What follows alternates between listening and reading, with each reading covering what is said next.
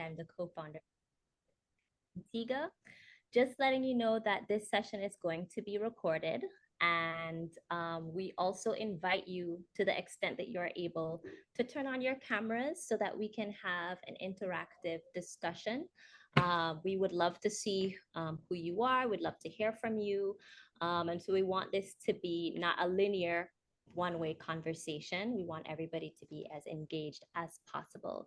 So to the extent that you're able, I'm inviting you to turn your cameras on. And I'm going to start by introducing myself once again. My name is Sarah Ann Gresham. I'm from Antigua and Barbuda, and I'm the co-founder of Intersect Antigua-Barbuda. So just a little bit about this collective. It was co-founded by myself and Eneka Nicholas in 2015 in the Caribbean island of Antigua and Barbuda. And we began this collective to agitate against multiple forms of violence against women and queer people in the Caribbean. And so one of our signature initiatives was to host a rally in Antigua and Barbuda's capital, St. John's, where we talked about gender-based violence, sexual harassment, and so on. In 2020, we received a grant that allowed us to launch our signature project, which is our Caribbean Feminist Stories project. And we were able to curate over 200 essays, stories, poetry, including fiction, nonfiction, photography, art, on a range of topics germane to Caribbean, or that's like queer Caribbean feminist liberation. And so Lucia will be able to drop the link to our website in the chat. We encourage you to check out our Caribbean feminist stories. And later this year, we will be launching a new theme on Caribbean feminist folklore, which we're super excited about.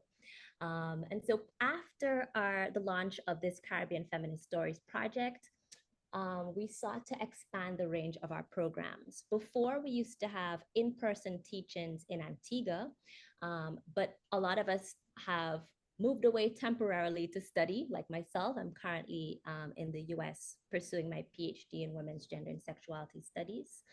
And so we decided to make our teach-ins virtual.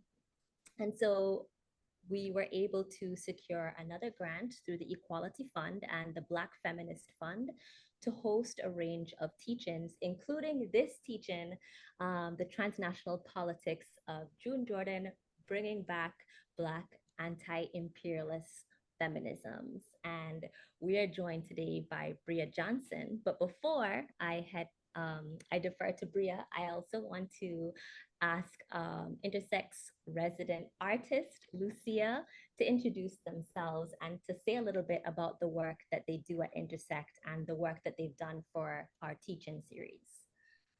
Okay, yeah, so hi everyone, I'm Lucia, also known as Lem. I'm Intersect's resident artist. I also do freelance writing and art.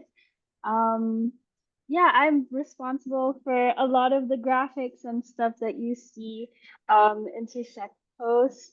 I've assisted Sarah with planning this teaching and its respective materials. We've also worked on the artist in residence program together. Um, we have a newsletter coming out soon that I'm very excited about as well. So be on the lookout for that. I designed. Uh, so yeah, um, I'm not sure what more to say at the moment. Yeah, no, Um, that was great. No, we're forever grateful for Lucia's gorgeous graphics. Matisse in the chat is just complimenting your work, and I wholeheartedly agree. I'm going to ask Lucia as well. Please, can you share the link to our syllabus oh in the yeah. chat?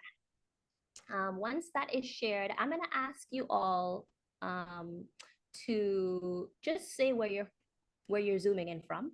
Let us know where you're joining us from and your name as well. I'm going to start off by sharing some of the guiding questions for this teaching, and I'm going to introduce our esteemed facilitator, Bria Johnson. So some of our guiding questions for today's teaching include, What happens when we uplift June Jordan with her transnational politics? What were June Jordan's political stances? And is Palestine still the moral litmus test of our movements? Once again, I'm going to invite you all to the extent that you're able to turn on your cameras so that we can have an interactive discussion. Now I'm going to introduce our esteemed speaker, Bria Johnson. So, Monaye Johnson, also known as Bria Johnson, is a cultural worker, writer, organizer dedicated to advancing reproductive justice, Black health, abolition, care ethics, memory, and Black feminisms. She served as the deputy director of organizing at Girls for Gender Equality, where she helped lead initiatives on survivorship, reproductive justice, and political education, most notably a survivor grants redistribution program. As the reproductive justice subject matter expert at the Black Women's Health Imperative, or BWHI, Bria has worked to enhance the health and well-being of Black women and girls through the creation of the first reproductive justice education cohort, still running to this day. She is a trainer on transformative justice, conflict resolution, bystander intervention, and reproductive justice fundamentals. Her research focuses on disposability politics, radical love, desire, and Black health, with findings disseminated through various publications, presentations, and social media. She holds a Master of Arts in Public Policy and Gender Studies from George Washington University, where she received the Ruth Helm Osborne Research Fellowship Award and third place in Equality, Diversity, and Inclusion at GW Research Days. Her academic foundation in women's studies and psychology from Towson University, coupled with her political education work at the Rising Majority and Leadership Roles at BYP 100's DC chapter, has shaped her commitment to reproductive and gender justice. Monaye's work bridges theory and practice for healing and collective liberation. She also runs an Instagram account, Black Reading to Heal, using the writings of Black folks as a source of memory and healing modality. Please, everybody, join us in a round of applause as we welcome Bria Johnson to our virtual stage to deliver this afternoon's teach-in. Welcome, Bria. And I should say that Bria and I are colleagues. We went to grad school together. Take it away, Bria. Thank you. I'm so excited to be here to talk about one of my favorite Black feminists. I think, Sarah, you're going to share the slides, right? Yes. And I just want to thank you all in advance for coming.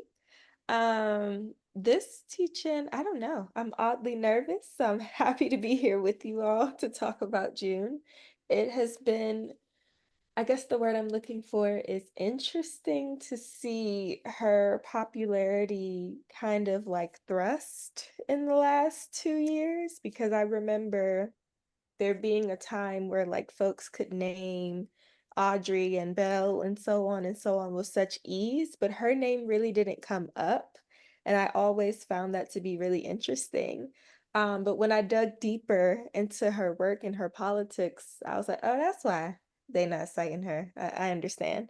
And I think we can all relate to like certain people who have certain political commitments and who have made certain stances are usually kind of left out of public memory for a good reason. And I see June Jordan as one of those figures who were a little, oh, can someone mute their mic?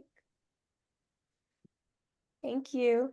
I see June Jordan in a lot of ways as that example. So we can go ahead and jump right into it because I know we don't have a lot of time. I wanted to start with some journal questions. You all can either answer them in your head, you can write them down later, but I would love if you would answer them in the chat, but it's just to kind of get us grounded and in better energy before we start today. So one of my favorite Tony Cambar questions and quotes is, what are we pretending not to know today? can answer that in whichever way you want, in whatever comes up for you. But what are you pretending not to know today? The second question I have is, what aspects of your heart is at the peripheral? What have you had to put to the side that's on your heart right now? The third question is, who needs to hear your truth right now in this moment? When will you deliver it? And then the last question I have is, what gives you courage? You can take a stab at all of them on your own. You can answer one in the chat, whichever. But the point is, it's whatever comes up for you immediately. And I'll just give you all 2 minutes.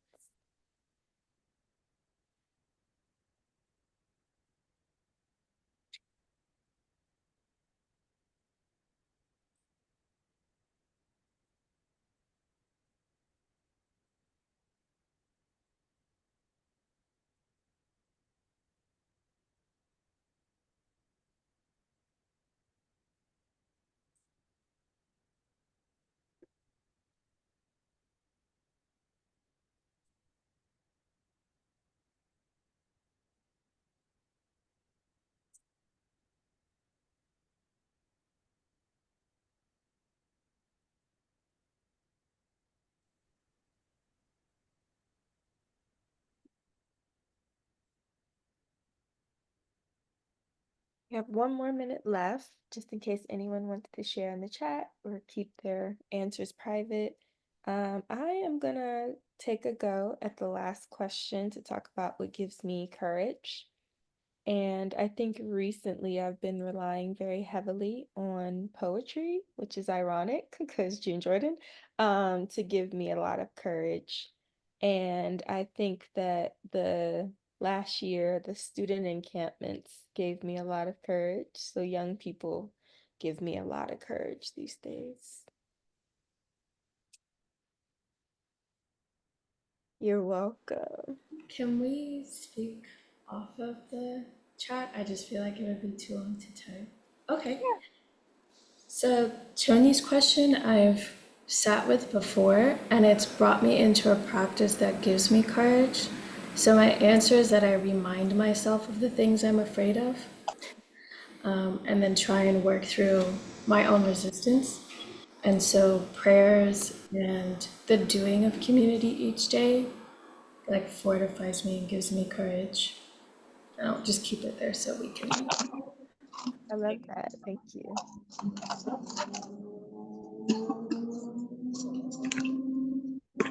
Christina, are you about to talk to go?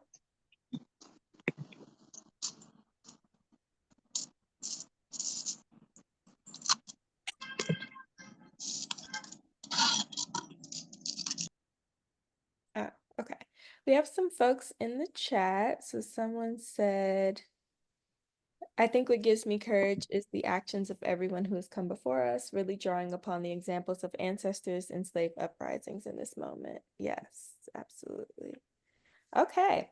I hope you all sit with those questions, but we're going to keep moving for the sake of time. So first, we have to start by like, who is June Jordan? Because everybody here today may not know. June Jordan was a poet, not a poem, a poet, a writer, a teacher, an activist, and a mother. She was many, many, many things. She was born in Harlem and she lived in Brooklyn, Bed-Stuy to be exact. She is the daughter of Jamaican immigrant parents. So her parents were both Jamaican, I believe.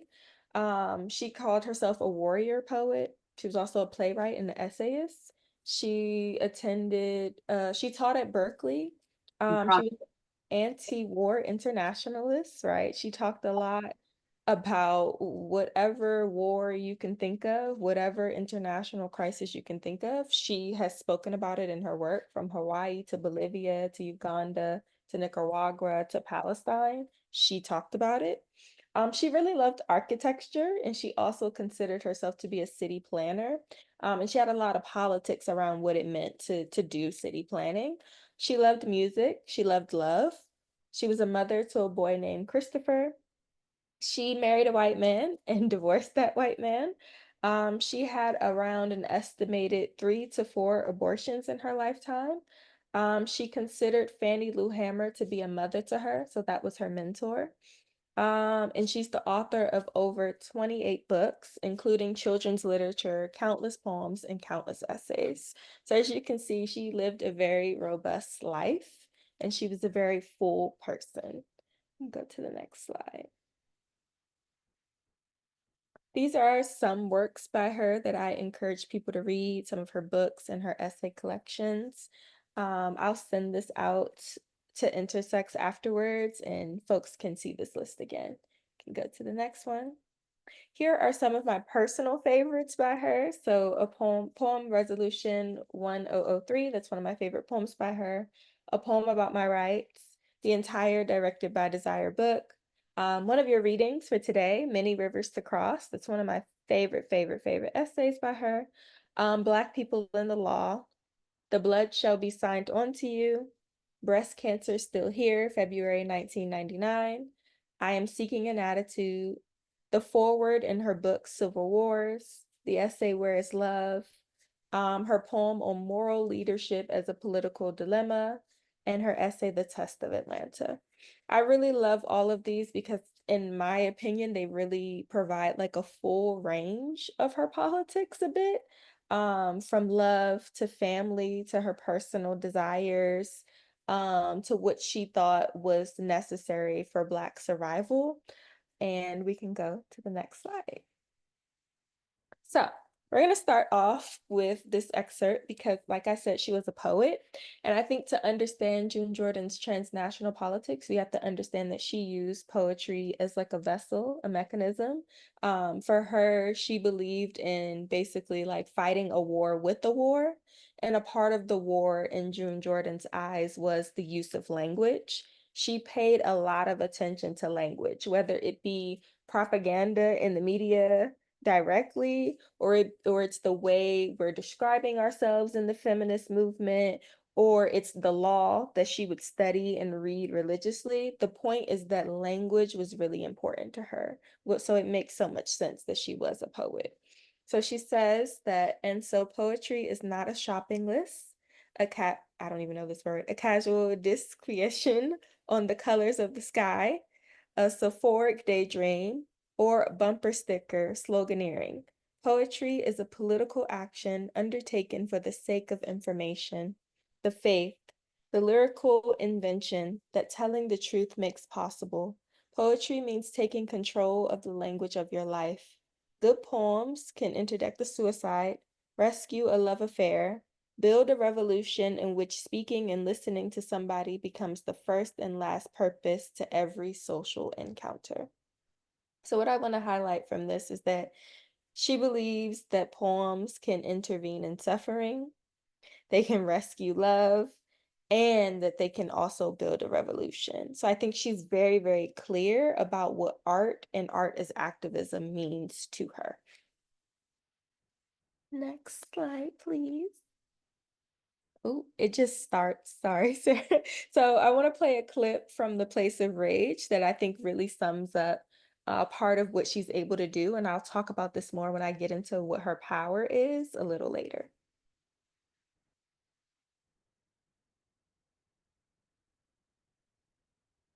I can't hear it. I think you also have to share your sound. All right, let's try that again. Can you hear me? I can hear you, yes. Let me know if you can hear it now. Talking about freedom, we're talking about freedom.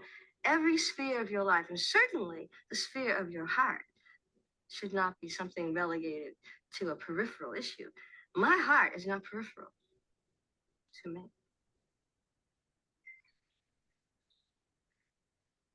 In my work, it's true. I do write about women who are strong because.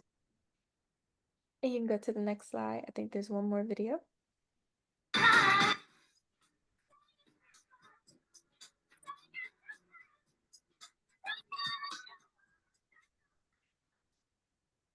Tell me something. What do you think would happen if every time they kill a black boy, then we kill a cop? Every time they kill a black man, then we kill a cop. You think the accident rate would lower subsequently? June Jordan's poetry is about telling the truth. Should I go to the next slide, Bria? Yes, you can. And then I have one more that I am actually going to share for you all. Give me 1 second. And these are clips from A Place of Rage. Can you all see my screen? Yes. Lovely. There are two issues of our time, really, that I think amount to a litmus test for morality as far as I'm concerned. One is what you're prepared to do on behalf of the Palestinian people, and the other is what are you prepared to do on behalf of gay and lesbian peoples. I really feel that those two things are like co-equal fundaments in my worldview at this time. In 1989, there are two issues Okay, of our we time, can go really, back to the that I slides. think amount. So, I don't know if you all caught that, but in the first video, she talks about basically in the context of her being bisexual, and she's saying that like if we're talking about freedom, we're talking about every sphere of your heart. That was a firm politic of hers. And then in the next video, she is talking about, or the last video that I've said is the famous quote where she says that like gay liberation and Palestinian liberation are sort of a litmus test for morality on the left. And if you've ever seen the documentary A Place of Rage, which I wish I could have given to you all, she's going all over, right? She's going international. She's talking about what's happening in the US. She's also talking about her personhood, right? Her own heart, her own life. Because one of the things that June Jordan was really, really good at was like making the problem relatable to our own suffering and then forcing us to go beyond our own individual suffering. She was very, very good at that. She also in that poem talks about in A Place of Rage where she reads a poem where she's just like, you know, I have to tell the truth. And if you read her work, the term truth comes up over and over and over again because I think that that was what was underscoring her transnational politic. She felt as though she always had to tell the truth and she always had to support others in telling their truth. And so the truth to her meant that we weren't going to erase the suffering of people in the third world. That was a commitment to the truth for her. You can go to the next slide, Sarah. So I hope I'm being clear. So in A Poem About My Rights, does anyone else want to read? So it's not just my voice, want to read parts of this on the screen?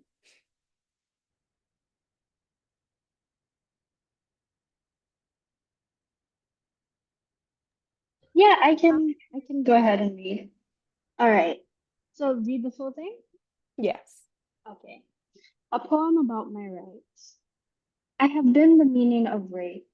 I have been the problem everyone seeks to eliminate by forced penetration, with or without the evidence of slime. And but let this be unmistakable, this poem. No, oh, sorry, I'm reading so bad. But let this be unmistakable. This poem is not consent. I do not consent to my mother, to my father, to the teachers, to the FBI, to South Africa, to Bedford Stuyvesant, to Park Avenue, to American Airlines, to the hard-on idlers on the corners of the sneaky creeps in cars. I am not wrong. Wrong is not my name. My name is my own, my own, my own, and I can't tell you who the hell set things up like this. But I can tell you that from now on, my resistance, my simple and daily and nightly self-determination may very well cost. Wow. Can we just like sit in that for a second? Because Yeah. these are the reasons why I love her, right? One of the things that I believe June Jordan was really powerful at doing is she's giving you art, she's giving you pain and suffering, she's drawing international and domestic connections, but she's also trying to move you into action. And she's very, very uninterested. She actually says this blatantly in one of her essays. She's very uninterested in like wallowing away in our suffering. That is not what poetry is to her. And I think what that means is she was uninterested in poetry and writing as like a form of escapism, where you just are writing about the suffering so you can move through the emotions.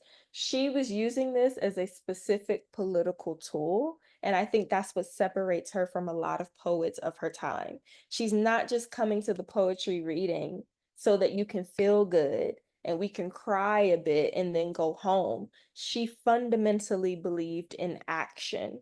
And she was always trying to push people to take action. That's why in one of her essays, she asked the question, I believe it was in Civil Wars, where she blatantly asked, how do you punish the state? This is the type of thinker that June Jordan was, right? She's not just going to constantly tell you over and over how she's suffering in the US as a poor Black woman writer. She's uninterested in that. She wants to know, how do we as poor Black women writers make the state's stuff suffer? She wants to know, like, who set the system up like this and how can I make it cost them their life? She's very clear. The hard lines are very clear. And I think that that is important, because what I can't take is when people uplift June Jordan and it's just the sake of feel good poetry. That's not the point, right? She is really trying to orient us around a particular politic so that we then do something about it. You can go to the next slide.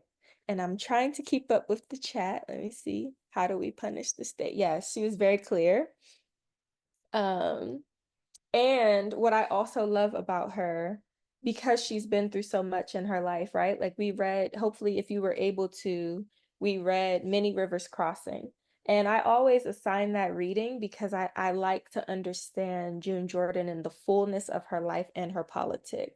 And in that essay, she kind of tells you a little bit about the pain that she was experiencing.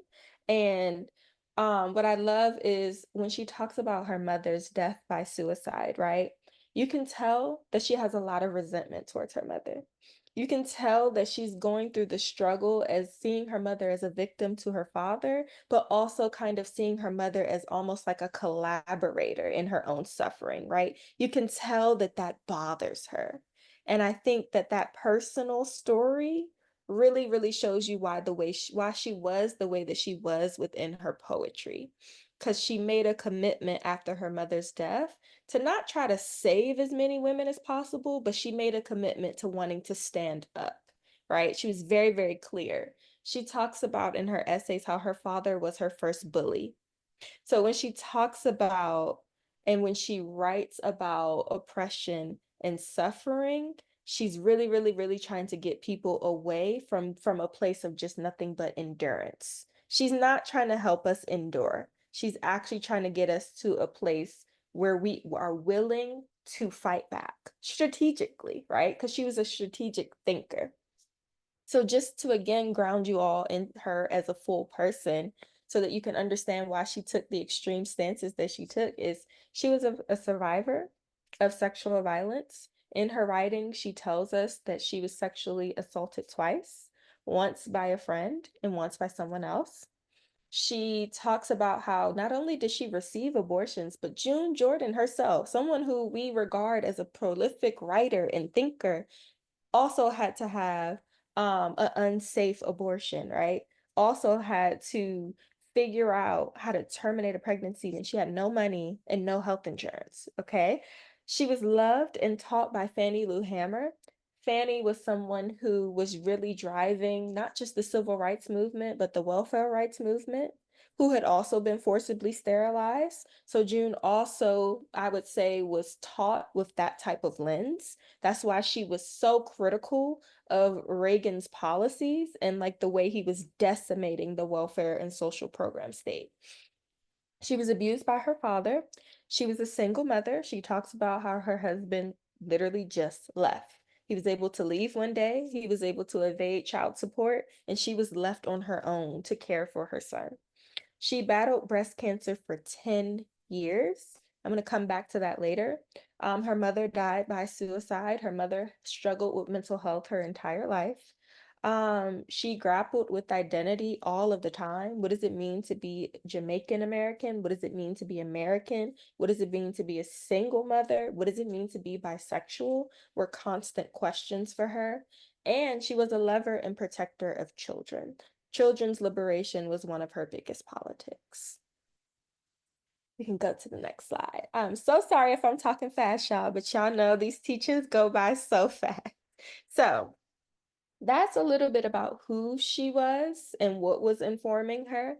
I want to take some time now to shift a little bit into like, what was some of her politics, right?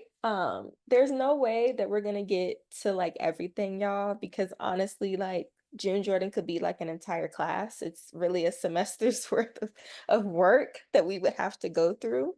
But in a nutshell, she was anti-war almost all the time. I don't really know of any war that she was like, okay, that's a little justified. She was usually always against the war. Even so much so that even when she was in her last year of life, like the the fiercest battle with her cancer, right after 9/11, she was still talking and writing about being against the war in Iraq, being against the war in Iran, talking about the Middle East and all of that. Like she did that in her final moments. That's how committed to anti-war and anti-imperialism that she was. She was extremely vocal about the apartheid in South Africa. She studied the Nicaraguan Revolution.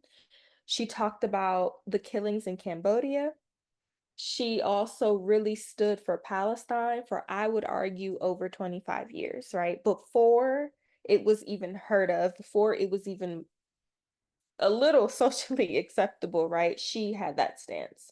She was very anti-Zionist in her understandings, and she was also she also stood up for the oppression of Jewish people as well. I do think that that's important.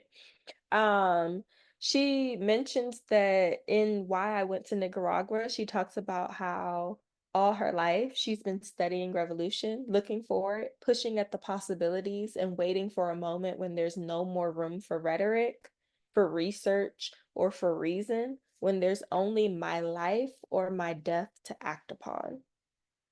I think this quote is really important because, again, I think it separates her from the poets and writers of her time.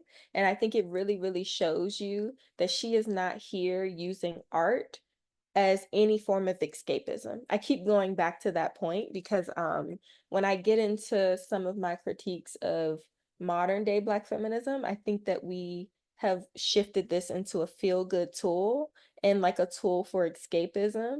And we've really reduced a lot of critical Black feminist politics in order to kind of codify them into this nonprofit structure that Black feminism has really been engulfed in lately.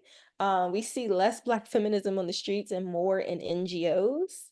And I think that that's a part of the problem because someone like June cannot be digested in a 501c3 structure, right? That's not possible.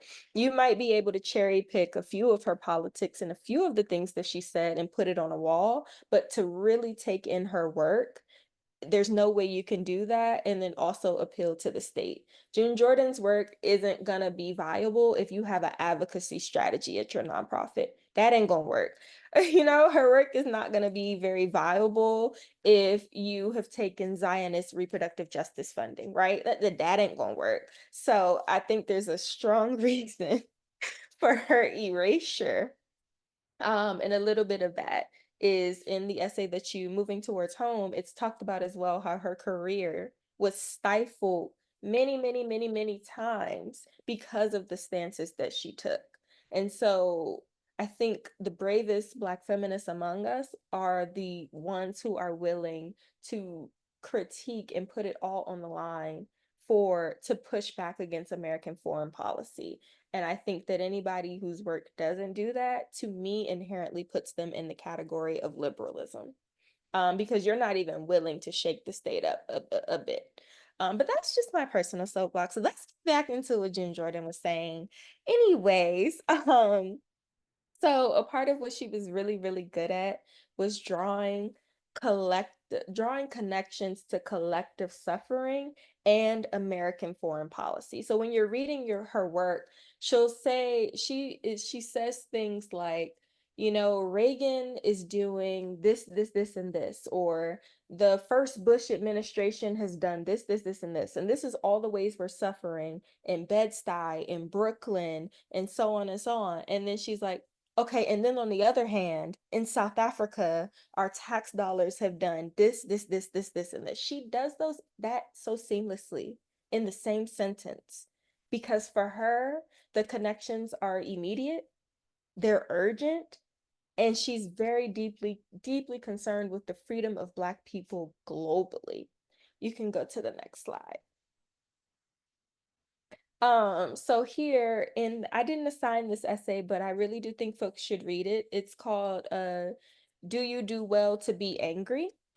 And she says that I do not believe I am good, or that we share a national legacy of innocence to protect and perpetuate. Who is more violent than we? We now confront huge questions in extremes, questions exploding from the tethered soul of our imperfect, interconnected destinies. So you see that word again, right? Interconnected destinies. She sees our suffering and our destinies as interconnected. And that was a huge part of her transnational politic. She says, where in the world did those suicide pilots come from?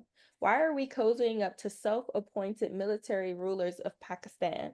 Why are we relying upon close collaboration with the only government that deems the Taliban legitimate? Why do our crisis managers persist in bypassing and or second-rating India, the world's largest democracy, which happens to exist less than 800 miles from Afghanistan? What's going on? Why exactly did George W. Bush give the Taliban 43 million only 4 months ago? Who is eradicating what? 19 years ago, Israel's Prime Minister, Ariel Sharon, invaded Lebanon, and that invasion murdered more than 17,000 human beings, and that invasion culminated in the massacre at the Palestinian refugee camps. Who is not a terrorist? I don't know how you co-opt that because she was clear. And so whenever anyone asks me, like, why do you think June Jordan is not as known as her peers, I can just give you this essay. This is probably why, right? This is what she was talking about.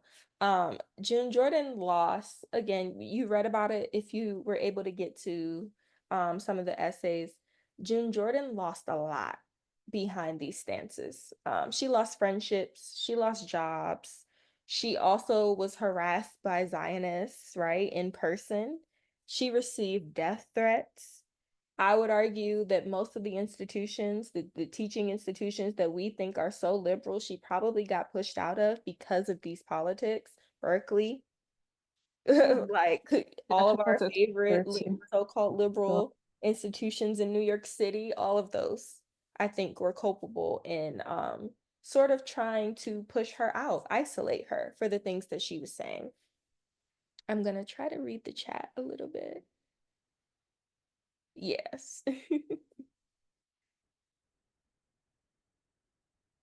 Okay, we can go to the next slide, catching up on the chat.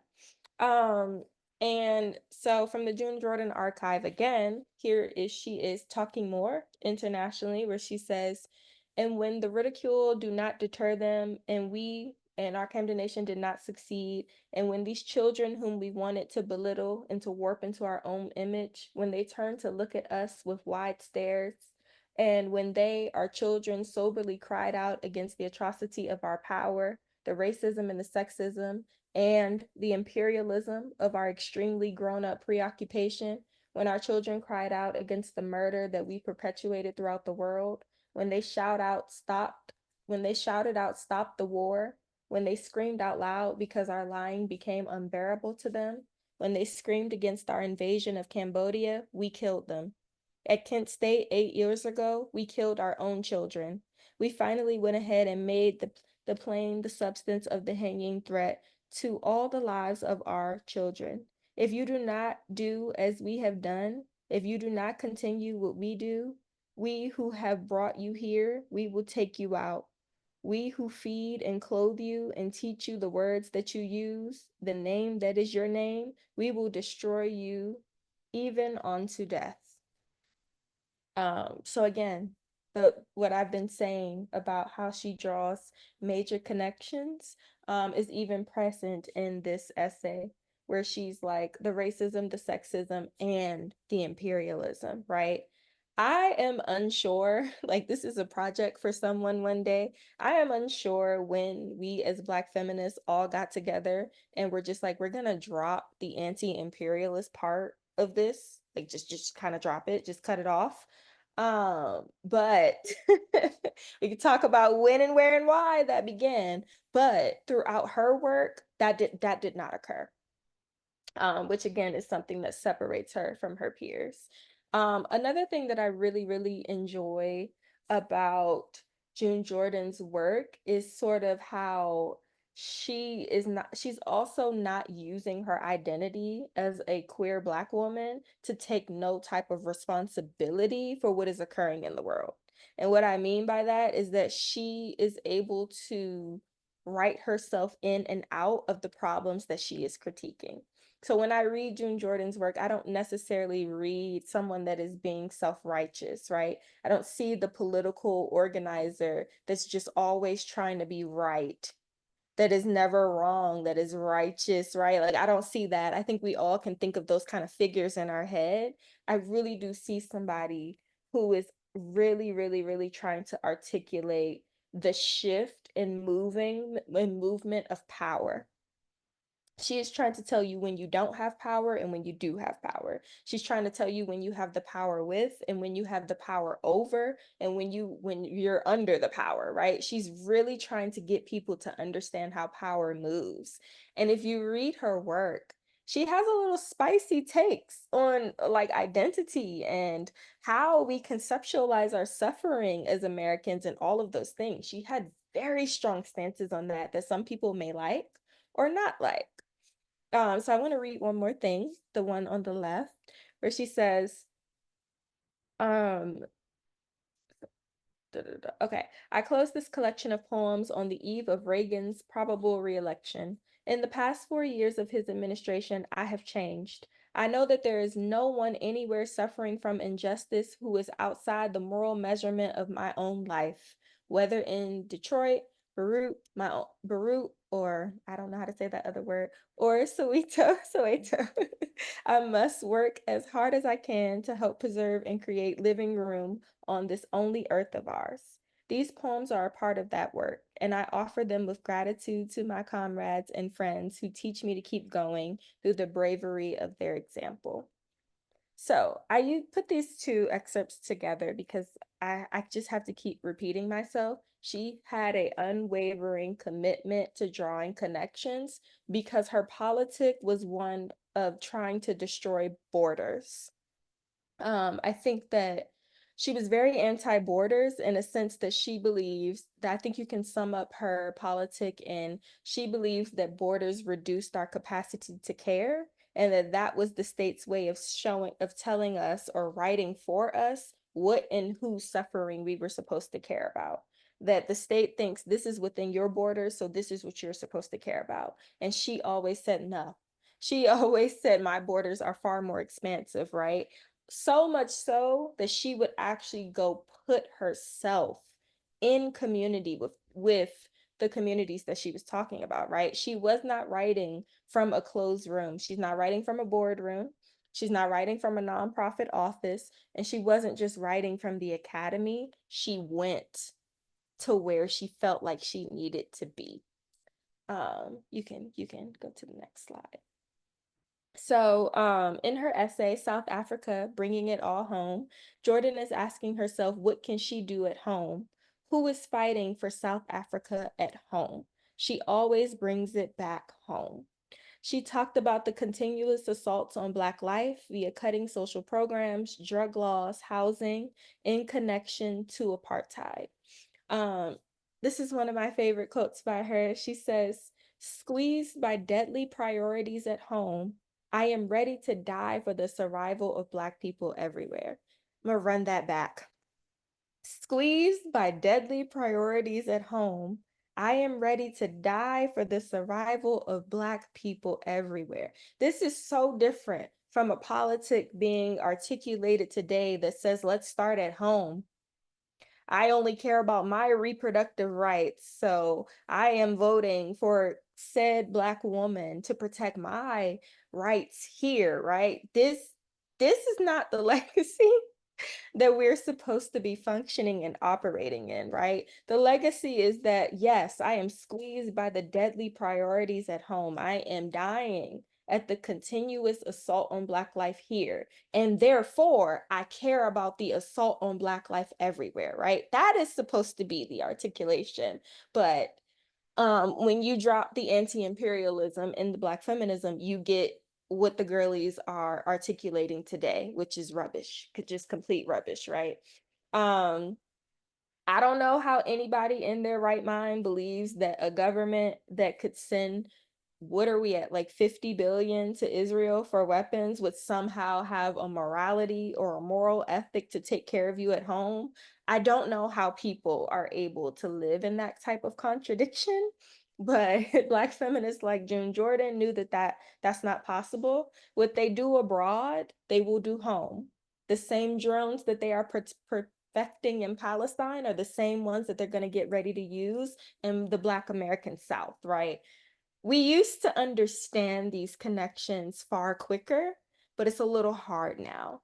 I actually want to share another video with you also, Sarah. I'm going to share my screen for 1 second to go to another June Jordan interview where she says what I just said. Oh, no, my laptop is about to die. 1 second, y'all. Okay, can you all see this? Yes. Okay, wonderful. Let's see if it works. Oh no, it says my screen is paused. Okay, let me try again.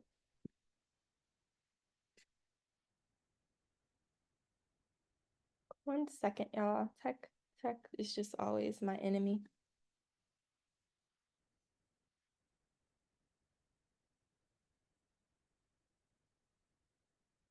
Okay, you can see this full screen? Yes. Wonderful. Now it's just loading. Let us pray that it loads. And while it tries to load, I am gonna look at the chat. But you see how the CIA is, y'all? I can't even play her. That's what I'm telling about. It's it's just wild. Listen, you're not about to get this one off. Come on. All right, so we can go back to the slides. I'm gonna try to let that video load, and if it starts playing, I'll go back to it. But it's such a good one. That's why they don't want y'all to hear it.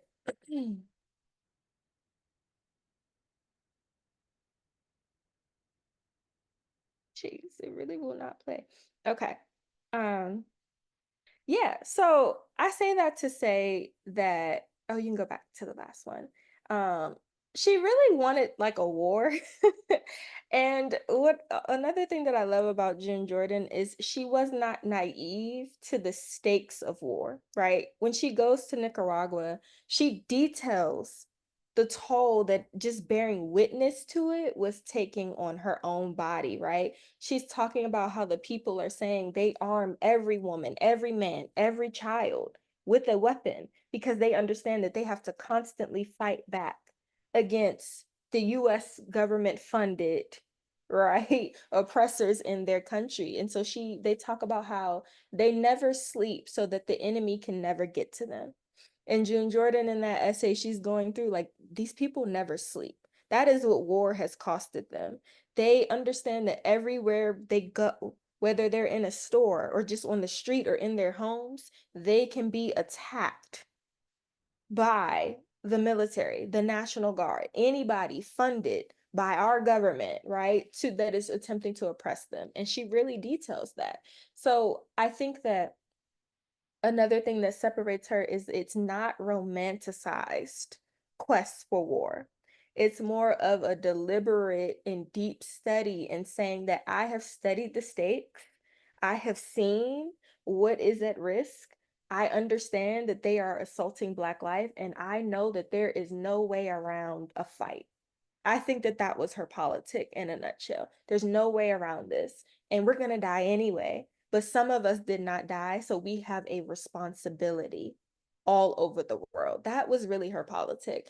And I think that, again, that separates her from even a lot of political organizers today who may talk about war, but in a very theatrical, romanticized sense, because they live in the imperial core, and like war can really just be this fantasy that is like an episode of Game of Thrones to them. You know what I mean? Like that is not what I'm endorsing either.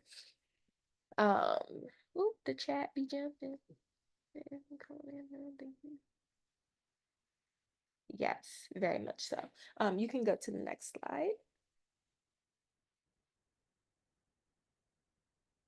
So I want to stop talking for a little bit and maybe take about 5 to 10 minutes to hear from you all. I would love to know, like, what do you know about her politics? What shocked you about your pre-readings?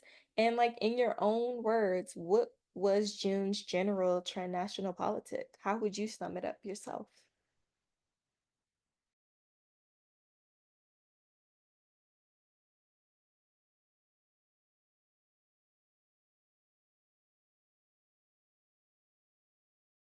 Can I go? Oh, sorry. Oh, Go sorry. ahead.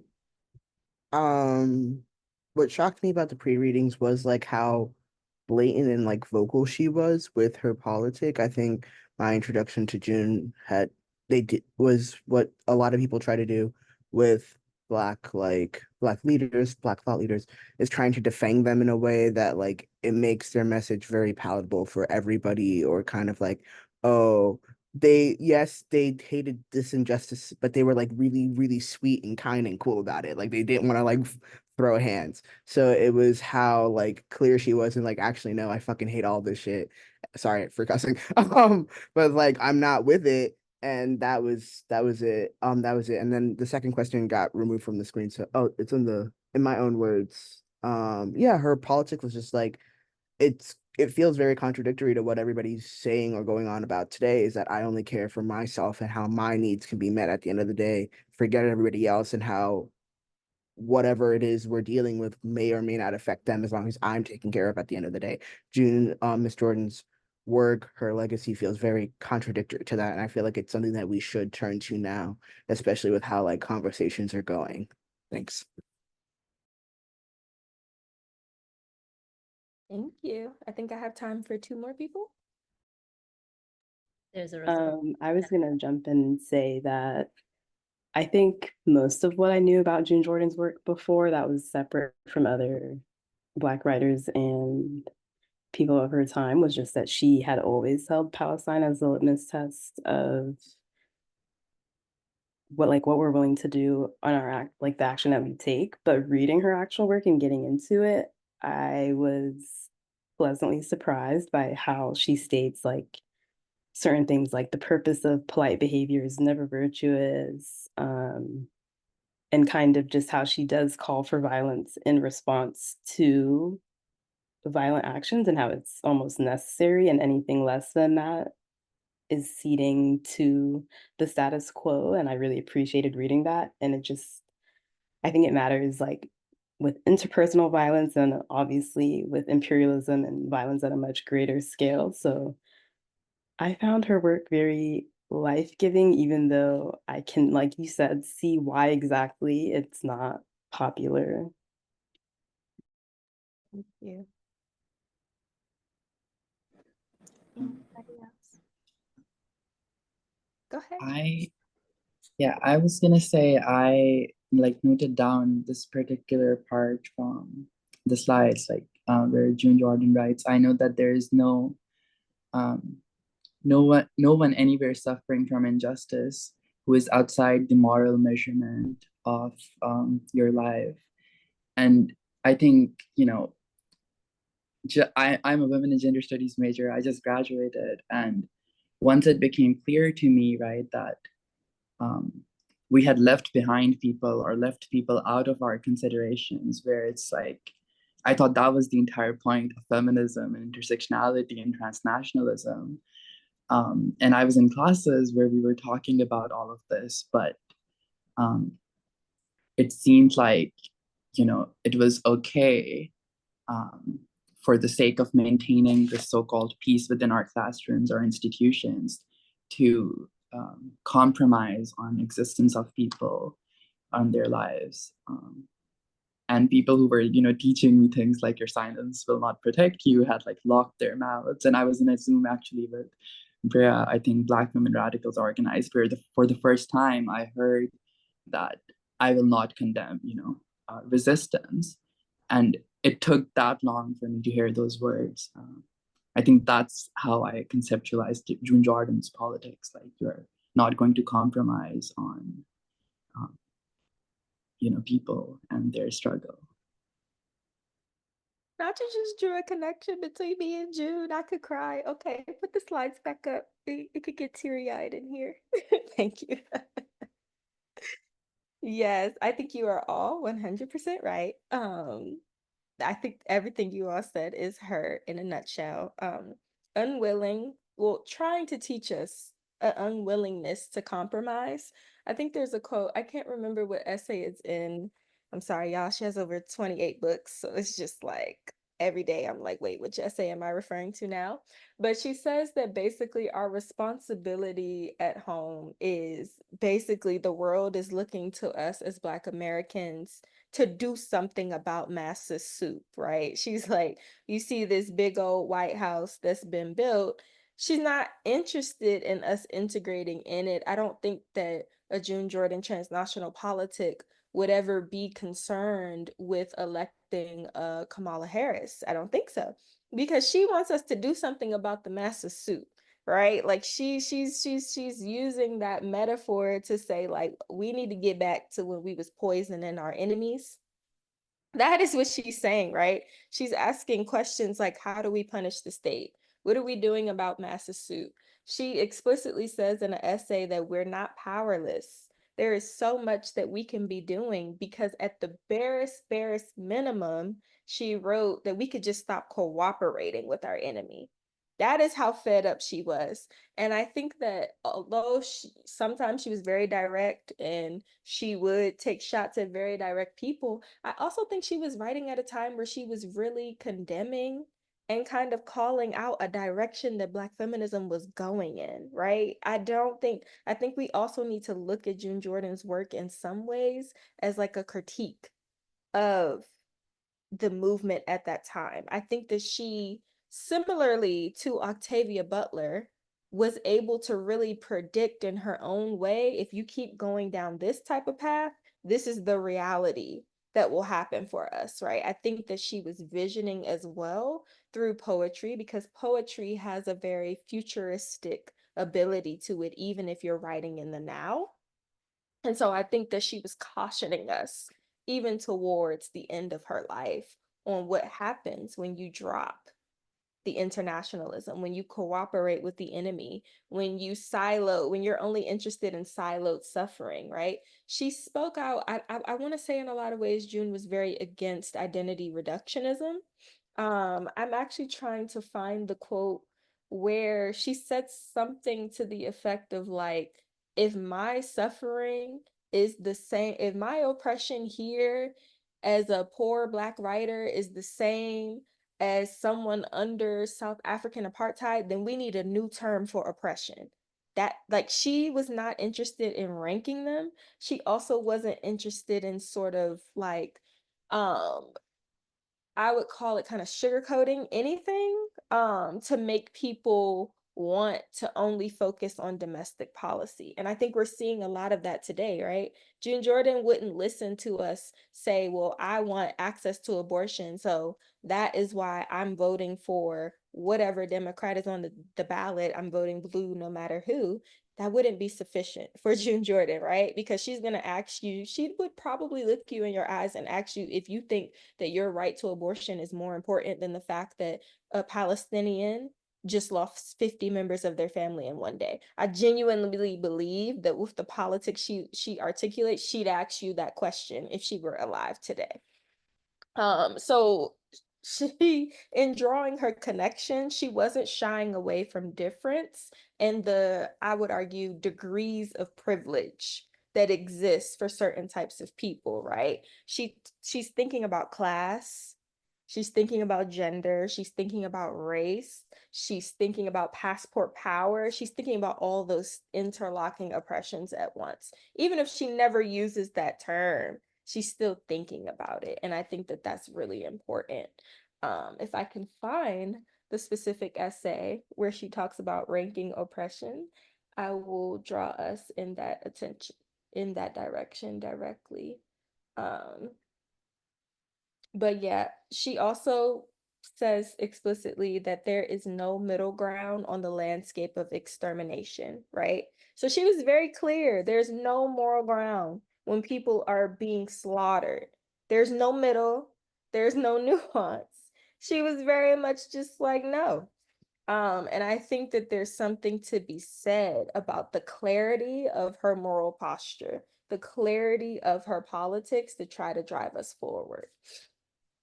I also think that June, when anybody tries to argue that like Black feminism is not materialist, they haven't read someone like June Jordan, because her analysis is also always materialist. And I also don't want us to erase that about her politics. It's not to feel good.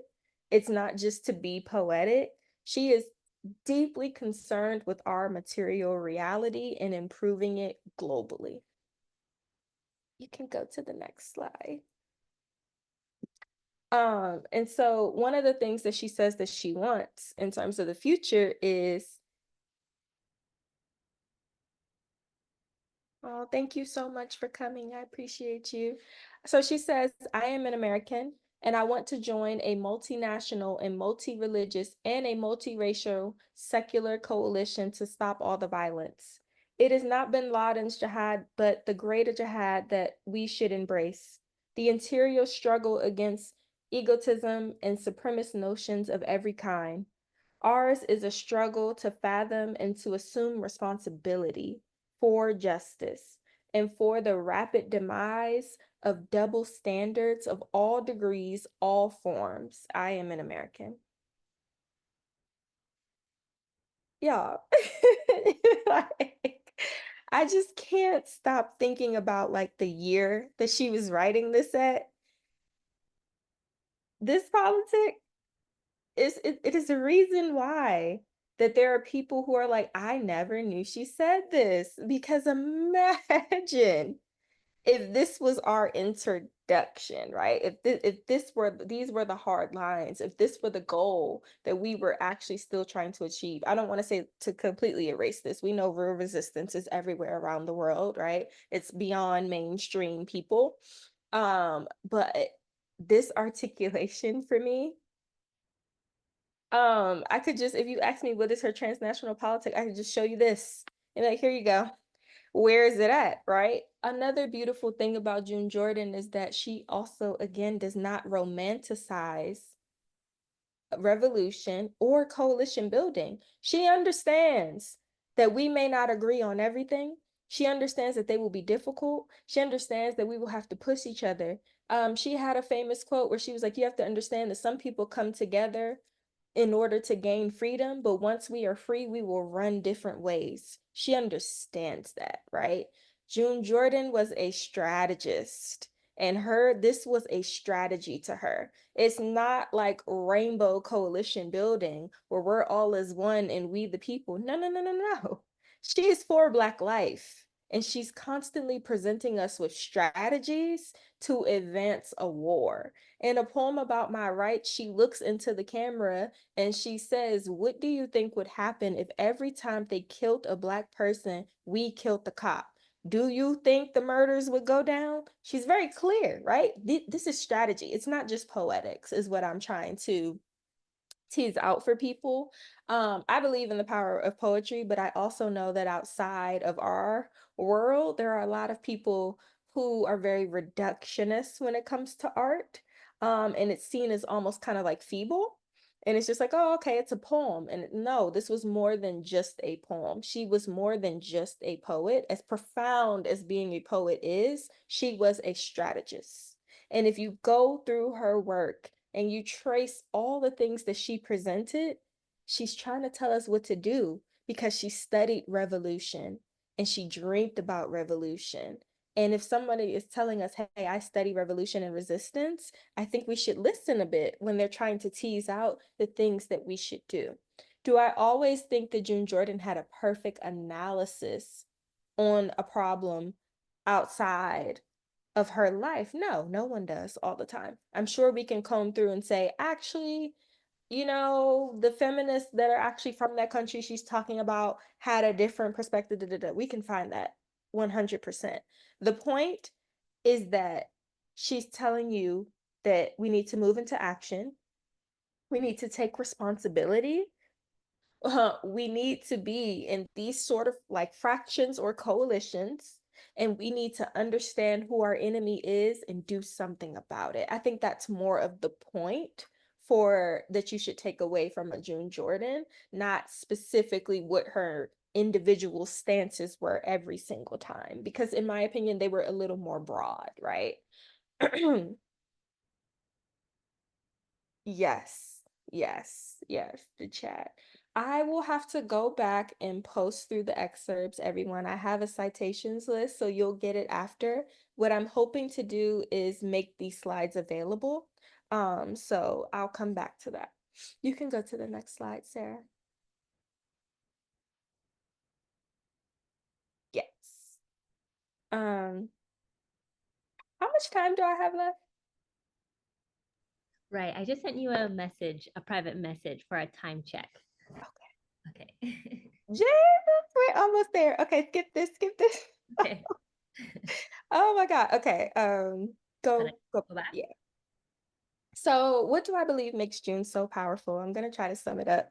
Oh, the time went by so quick, y'all. Okay. So she understood the power of poetry and language. So she wants to know, like, what language are we letting govern us? So that's really important for us to think about when we're doing anything that we do, whatever your work is, whatever your commitments are, deeply think about the language that governs you and your body.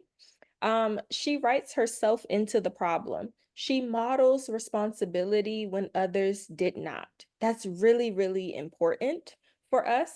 The need to tell the truth was most important to us. So she always, always, always goes back to this theme of truth, and that we're in a constant battle of whose truths should we be responsible for. She believed in solidarity, but she did not romanticize it.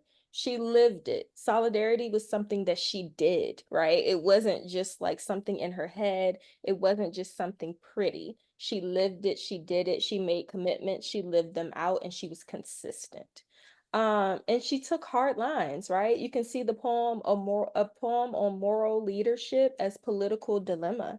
And so she had a lot of viewpoints on the type of leadership that we should not be following.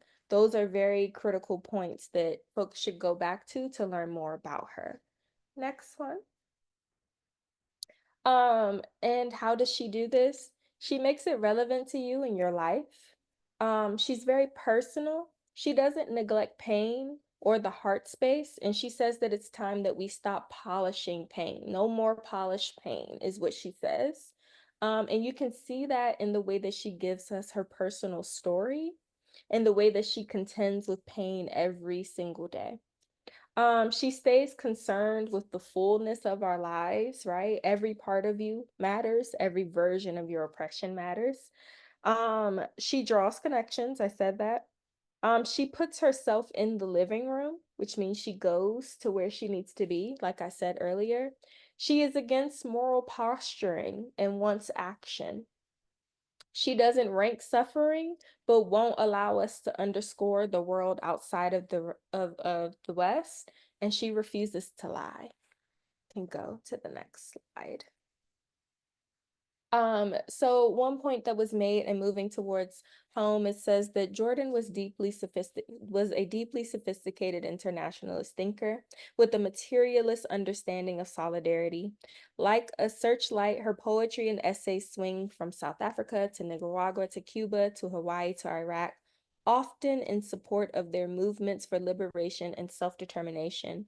Palestine fits naturally into the broad range of her anti-imperialist sympathies. Poems like Moving Towards Home, Apologies to All the People in Lebanon, in the essays Life After Lebanon and Eyewitnesses in Lebanon demonstrate the long arc of a 20-year commitment to anti-imperialist struggles in Southwest Asia and the Middle East.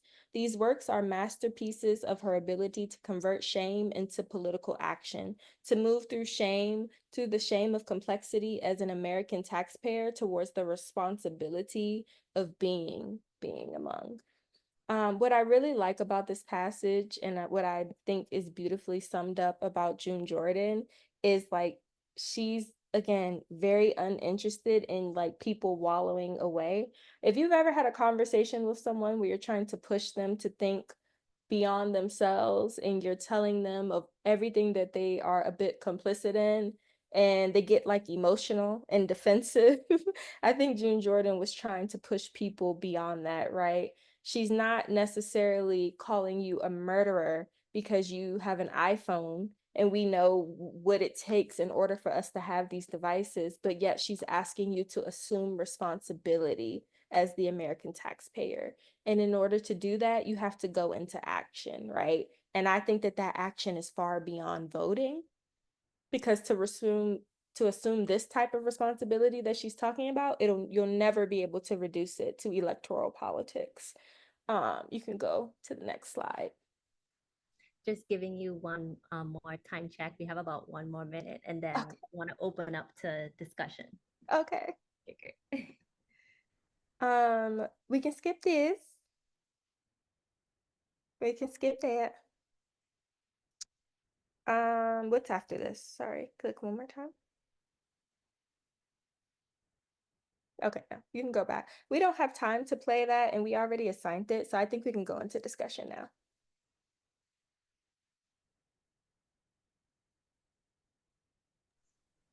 Okay, great. Oh my goodness. Thank you so much, Bria. That was incredible. I'm not taking it over from you as yet. I still want you to lead our question and answer our discussion segment. But in the meantime, Lucia, I'm going to ask you to share our feedback form before everybody starts dipping out. Please don't go as yet. We do have a feedback form that we would love you to complete so that we can hear from you on how you enjoyed this session, what you learned, what challenges you had getting in here, and what offerings you have in terms of your perspectives. Bria, you can continue. Okay. So yeah, just getting more. I would love to hear from you all more as well, because I've been talking and fast as hell. But I'm happy to just hear what you all have to say about the transnational politics of June Jordan.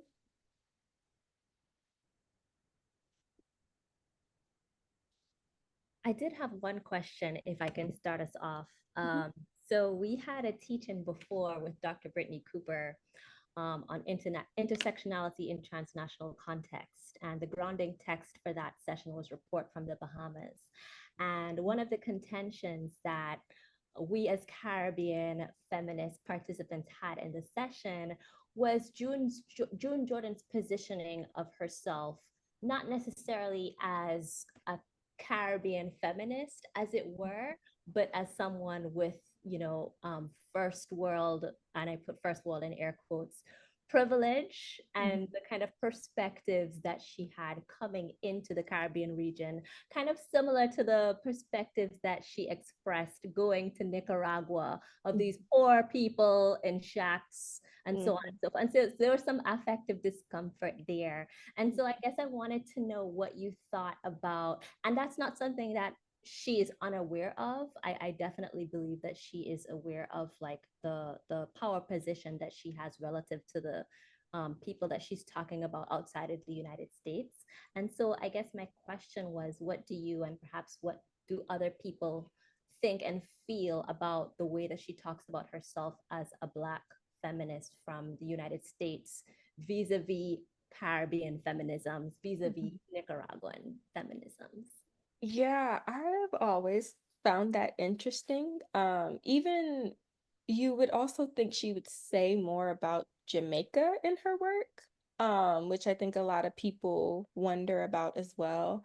I think my only assumption is I think because she was the daughter of immigrant parents, but she also had bad relationships with both of them. I'm not really sure how she really saw herself in relation to where her parents were from. Because there are even some essays where she doesn't call herself Jamaican. She says, "Oh, I have Jamaican immigrant parents." And I again, she cares about language, right? And so I've always noticed that.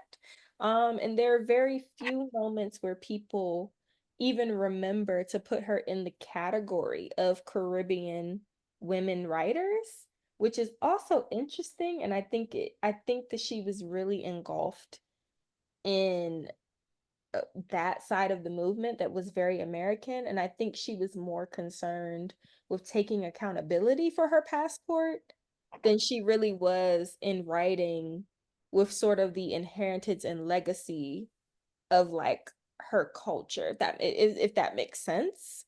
Um, which I think had its profound moments, but I also think is a huge gap in some of her writings. I do. I think it is a gap.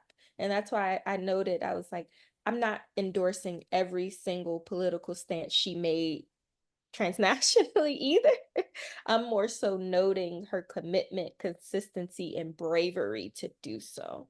But I still think there were areas she needed to grow in. That's great. Thank you so much. Does anyone else have a question that they would like to share, either on what I raised or something else?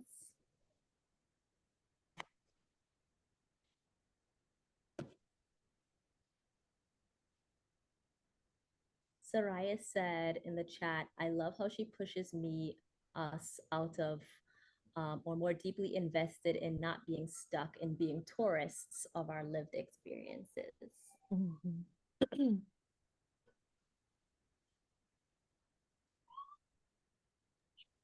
I had a question, if that's okay. So I, from that, the letter from the Bahamas, I'm maybe like not remembering the title right, but there is a particular part where she's describing this, I think it's imagined or a conversation with the Caribbean women, and where she says, you know, why would she give a shit about my rights until I give, you know, I had concerns for hers, like for real, as an American, you know, citizen, resident. Um, and also like thinking about the quote, you know, Palestine being a moral litmus test, which she situates in her time. So I wonder what you thought about these contemporary conversations about solidarity and how it looks like in, you know, different transnational contexts, and whether, you know, what does, you know, even talking about a litmus test mean in this context? I'm just curious to hear more. Yeah. Whew. I think about that a lot. Like, what does real solidarity mean anymore? I don't know if I think that Palestine is like, I still agree that in some ways Palestine is a litmus test, just because of there aren't many things that can give you the type of consequences that standing for Palestine and against Israel could give you, if that makes sense. Like, I remember a time where, even just before October 7th of last year, where if you were to express anything that could be read as anti-Israel, like your entire livelihood could be done in a day. Like that type of forcefulness. I don't know, like I've seen, like we talk about quote unquote cancer culture, but I actually think the only cancer culture that's like really actually deeply real was that one. Like the silencing was so vast. So there are some ways that I did think like a willingness to stand for Palestine was truly a willingness to like risk something in ways that a lot of other issues, I mean, you can get in trouble depending on where you work, but I don't think it was to the same degree. Folks may disagree with that, but I've seen tenured professors make lukewarm statements in support of Palestine and like be gone. And I never even known that I know a tenure professor that said the N-word and was still okay. So that's what I mean about like the forcefulness. Um, so in some ways I do still think it's a litmus test. But really I think the real litmus test for Black feminisms right now is like, what are we willing to do outside of this NGO context and this academy context that's co-opted us? I think that's really the litmus test. I really think that Kamala right now is a huge litmus test that is dividing us, and we are really seeing who wants to integrate and who wants freedom. It's very, very clear.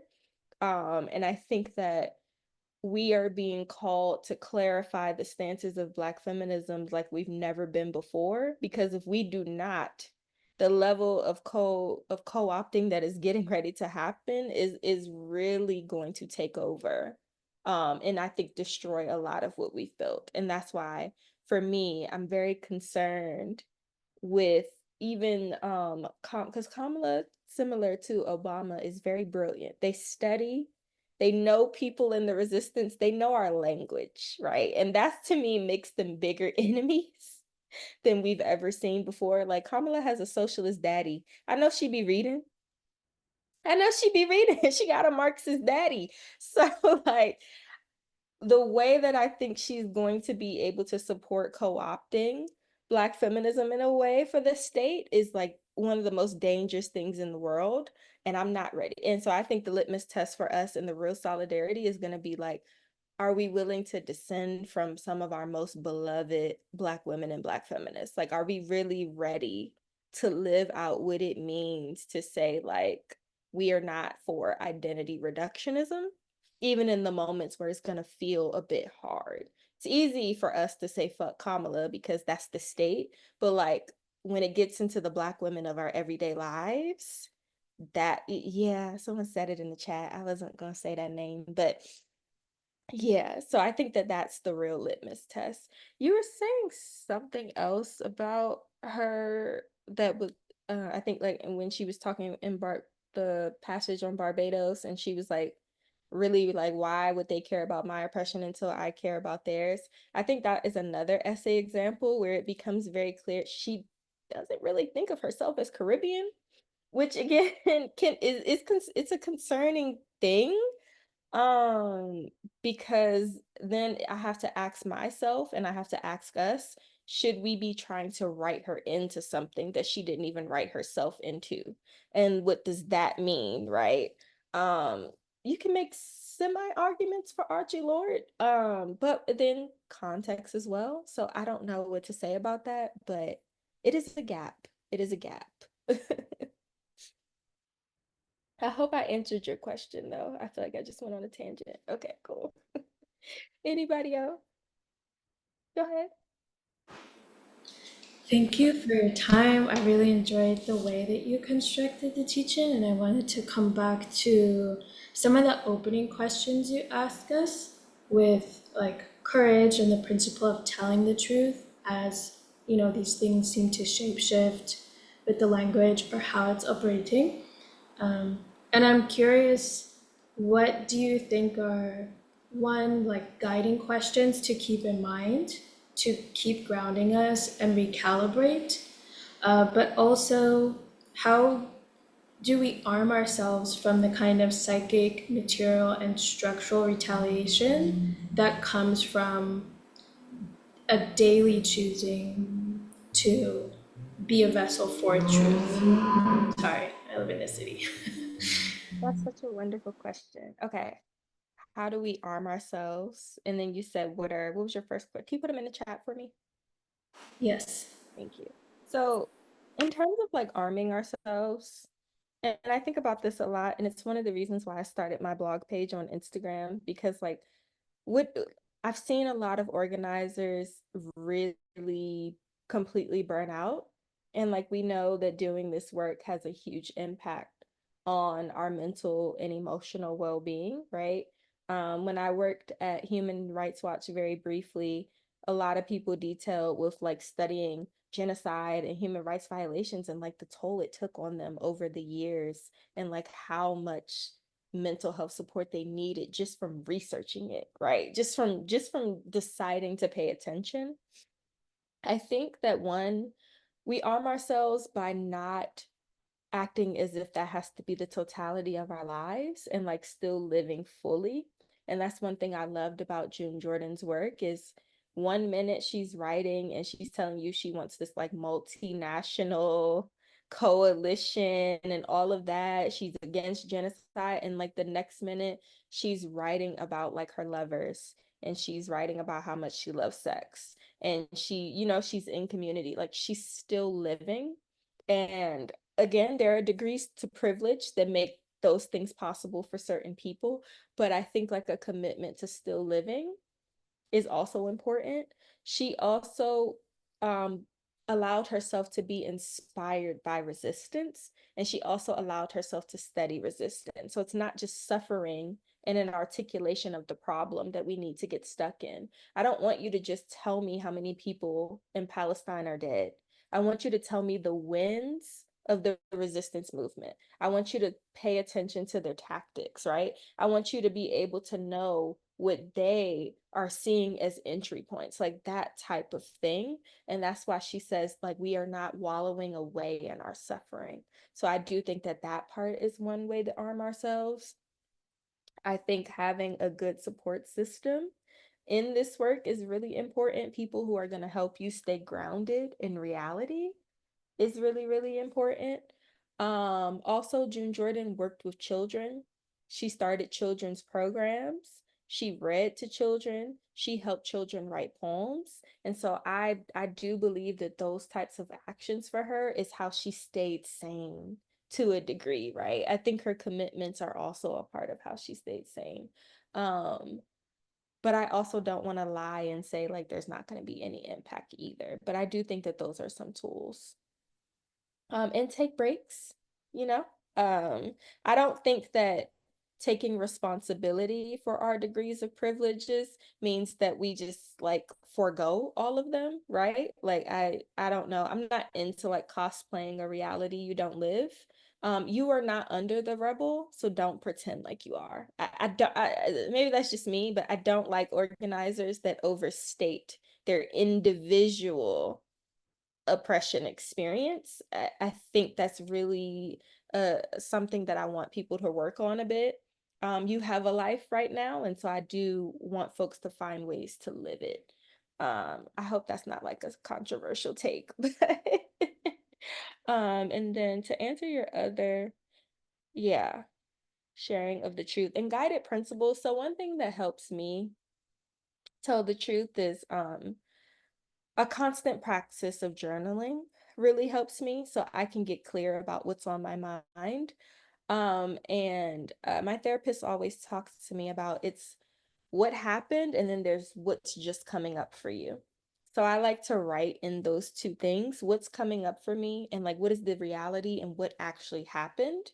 And going through that process for a while gets me some clarity on like what I actually want to say.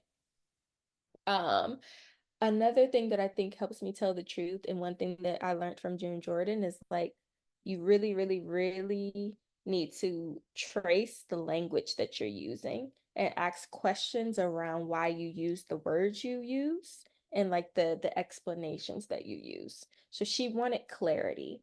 And I think when we seek clarity, it really helps us tell the truth. Um, the last part is that you have to just keep doing it. Truth telling is a practice. You can't say, I'll be truthful when I get tenure in 7 years, because then you're going to spend 6 motherfucking years as a coward. So there's no courageous in the 7th or 8th year. It is a practice of like doing. You can start small or you can start big. That's another thing. Also, we have to really work as organizers, academics, cultural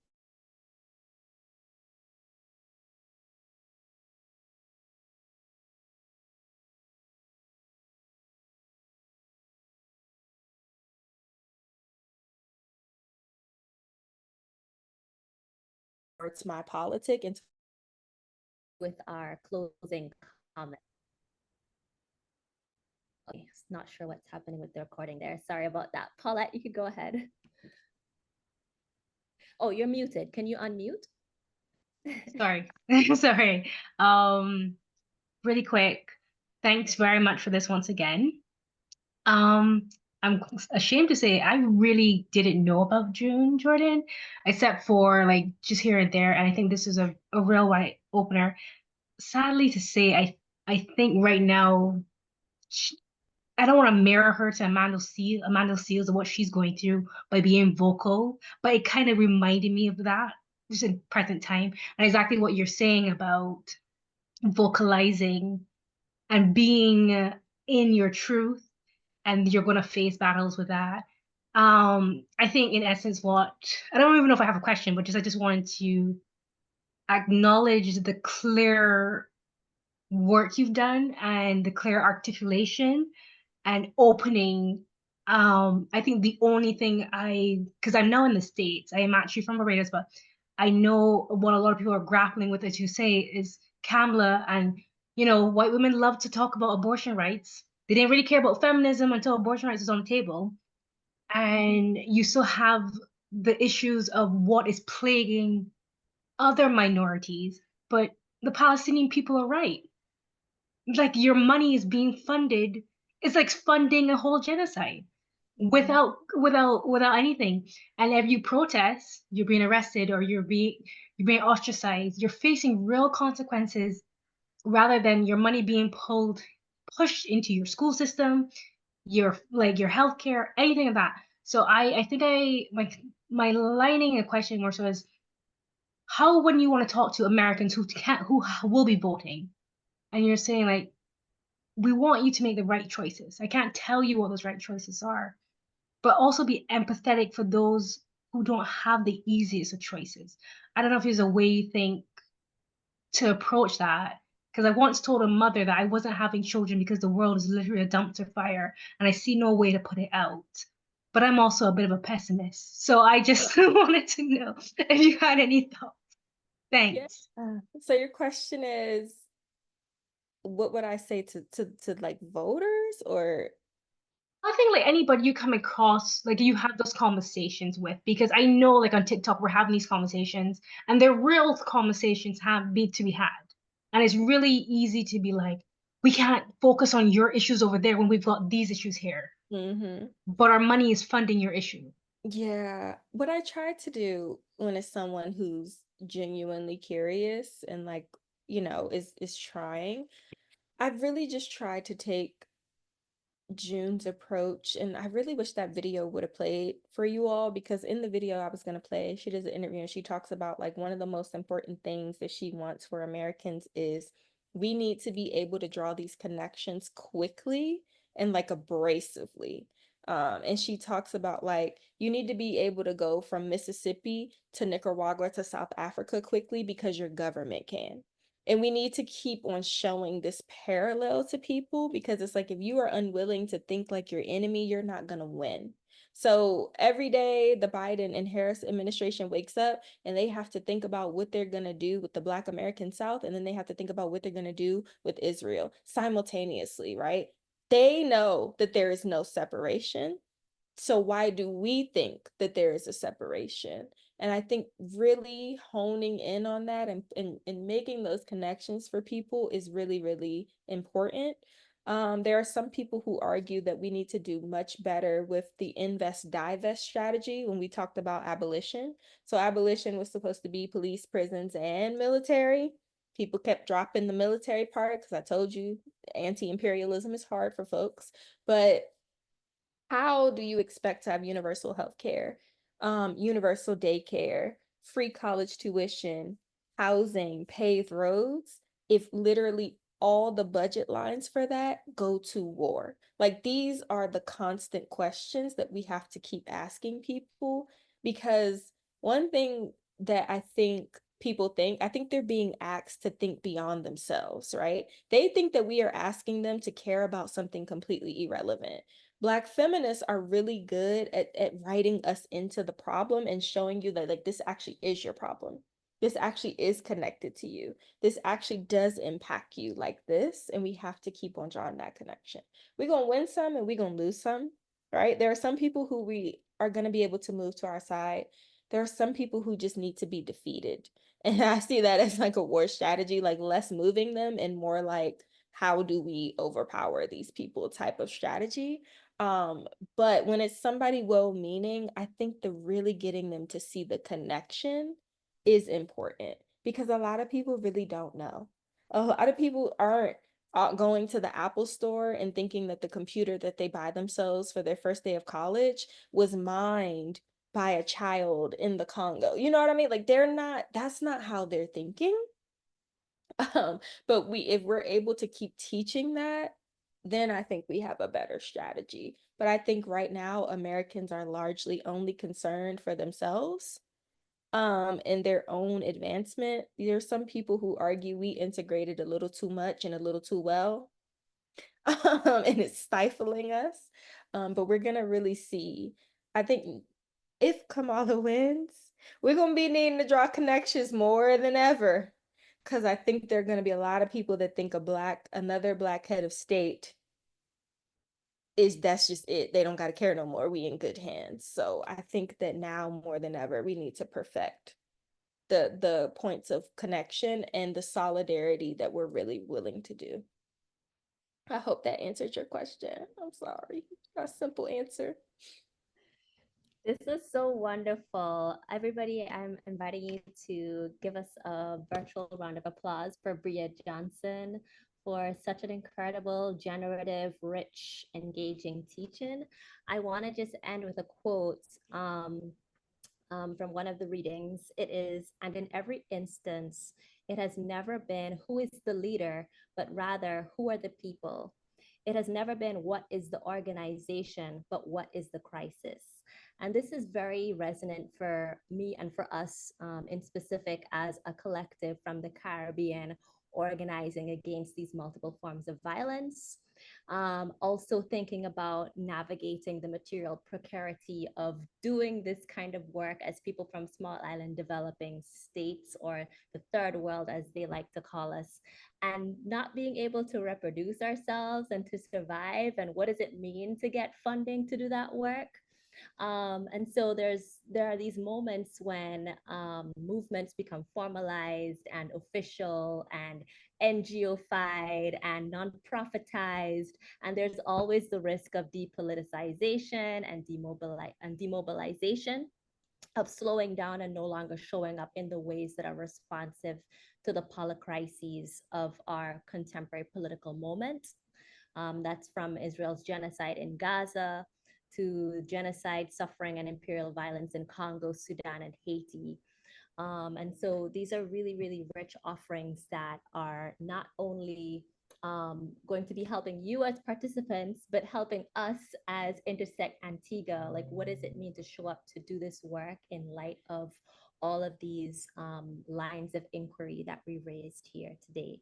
So thank you so very much. I'm going to ask Lucia one last time to share the link to our feedback form. We are going to be continuing our teaching series. We will be sharing the link to this video so that you can rewatch it as many times as you need to. We will also be sharing a reflection handout so that you can have something material to take away from this session, in which we will invite you to share some of your perspectives that will be included in that handout. And so this is meant to be not a linear banking model of education, but an interactive co-creation of Caribbean and transnational feminist knowledge. So thank you once again, everyone, for joining us. I hope to see you all again soon, and I wish you all the very best on the rest of your day and week.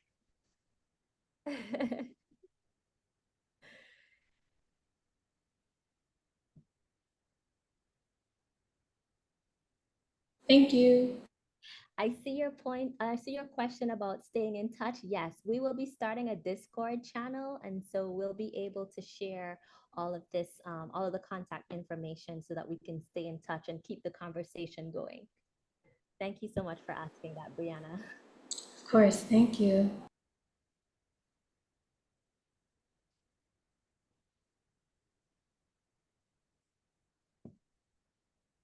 Okay. I'm just gonna start putting some folks in the waiting room.